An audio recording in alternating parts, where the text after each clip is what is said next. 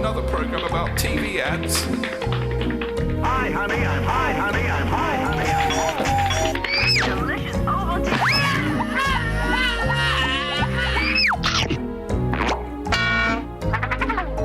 Good evening. My name is Victor. I am a TV critic and I live in your television set.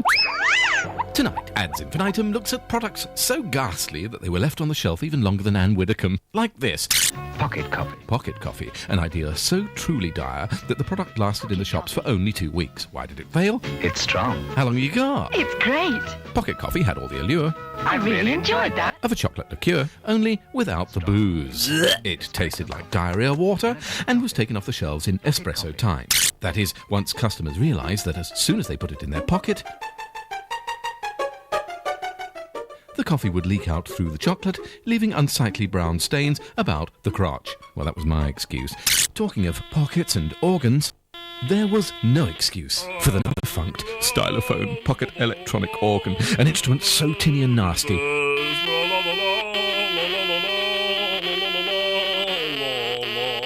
that it made the old-fashioned comb and paper sound like a Stradivarius in comparison.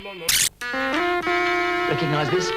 One of the first tunes I ever played on stylophone. Stylophone, the unique musical instrument anyone can play. The stylophone pocket electronic organ from Bijou Breck. Ever heard a cat chewing a bee? Crunch buzz, crunch buzz, crunch buzz. I was once lead singer in a heavy metal band called Unleaded Zeppelin. We were crap, but we were very, very eco-friendly. Shocked? You will be with the Ronco Shocker. New from Ronco. Add a sparkle to your life. Break the ice at parties. Shock your neighbours and friends. Fun for all the family. The Ronco Electric Shocker, only £3.99. The second most effective way of causing massive heart failure. And now, it is the most effective way of causing massive heart failure. Aha, fried sandwiches made with Kraft Dairy Lee. Spread 2 pieces of bread with Dairy Lee. Sprinkle one of them with finely chopped fried bacon. And we're ready to Have a heart attack. And why not?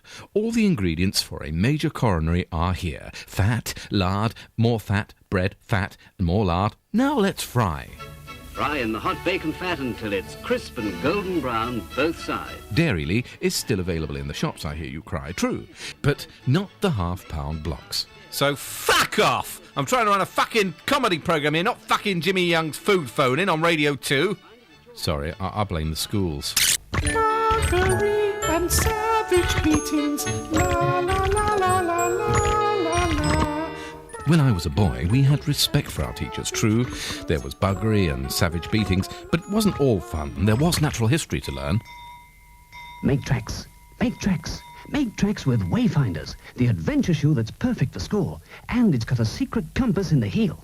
Wayfinders, the only shoe with animal track soles. So realistic, it looked like 10 tiny, one-legged animals had escaped from Lilliput Zoo. Why? That's a national press story. Hold the front page. Today, the first newspaper in colour 7 days a week. Sadly, instead of bringing us tomorrow's newspaper today, the Today newspaper soon became yesterday's news every day.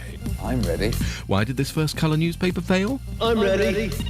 In fact, a paper that every day will be blue, yellow, green, brown. Well, it had all those other colours, but it wasn't red. I'm ready. Oh, we know you are, darling. Order your today, today. Perhaps editorially it was just too stroffed. Yes, I said stroffed! As Andrex found to their cost, there are certain words that refuse to enter the English language, no matter how much airtime they're given. Stroffed was one. Strong and soft. Make stroffed. Only Andrex is stroffed. And I suspect that the advertising executive who thought of it was stroffed in the head. And here's another. Frood. Frood. A cross between frozen and food. Frood consisted of a range of boil-in-the-bag produce which tasted like shite. In fact, there's only ever been one worthwhile use for a boil-in-the-bag frozen dinner, and that is to get rid of annoying waiters in restaurants who keep trying to make you order more food. You want more side dish? No, thank you. Extra bhaji? No. Dal? No. Pickle? No. Raita? No. Papatam? No. Simply attach a thawed boil-in-the-bag casserole, open your jacket and say, "Thank you, but I seem to be quite full. Need I say more?" Frood went the way of Cadam. So called, presumably, because it rhymed with madam. Either that or the copywriter was dyslexic, because it very soon became Camay. cadum just didn't catch on, you see, because it sounds like the highly dangerous element cadmium. And heavy metal and facial beauty have never really gone together. We are Zeppelin. See what I mean? We're very bad. We only have one skin. Yeah, and have you seen her one skin recently? We only have one skin. We boys have got 4 skins. And to think I once wanted to get her in the back of my Ford Anglia and make the windows steam up and wear out the rear suspension while I pleasured her with my ample legs. Nowadays, I'd rather pleasure Anne Widdecombe in my Ford Anglia. Hi, Anne. Hello, big boy. Jump in and let's make our own yoghurt. Teeth in or teeth out? Teeth out, but be gentle with me. I've not yet been rendered.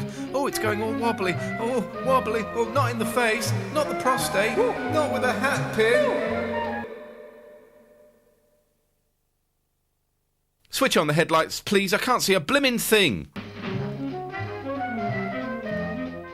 Ah, the Ford Anglia. No expense was spared in this ad. The best score that money could buy, great lighting, great photography, but there was one thing the Ford Corporation couldn't legislate for, and that was the local garage hijacking their ad in the local cinema.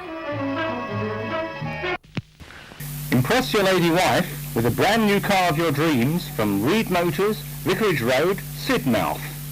This week's special offer, buy an Anglia and win a case of Chum dog food.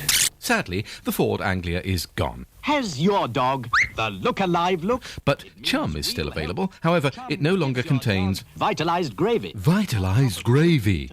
My Auntie Rona used to add something that looked very much like vitalised gravy to all our food, and this was in fact what most restaurants served up to their clientele in the 1950s. And why not? Most women in the 1950s looked like dogs anyway. They were covered in fur and their breath stank. There wasn't about indifference. Harry, come to my 1960s cocktail party. Harry. Here's a tip that's always useful if you're holding a cocktail party, especially if there's a Ford Anglia in the room. Instead of offering guests empty dishes like this, fill them with lots of unsalted peanuts.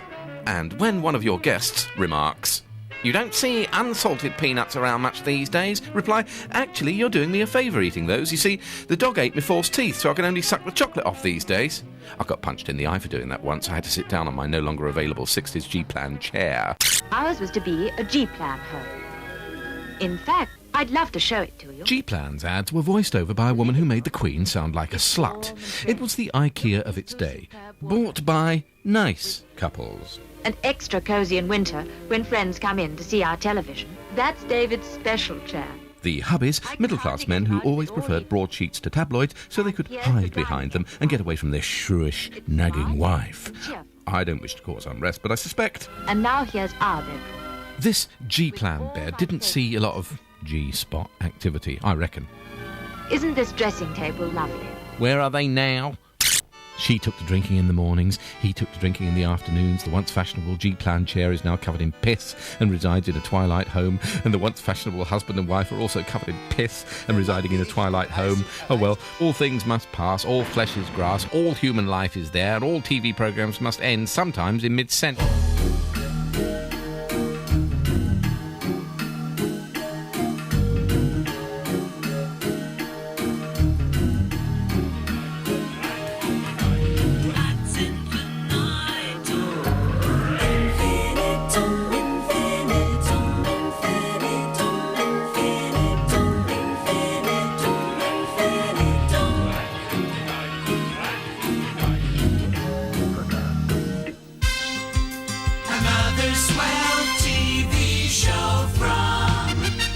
Associated Rediffusion.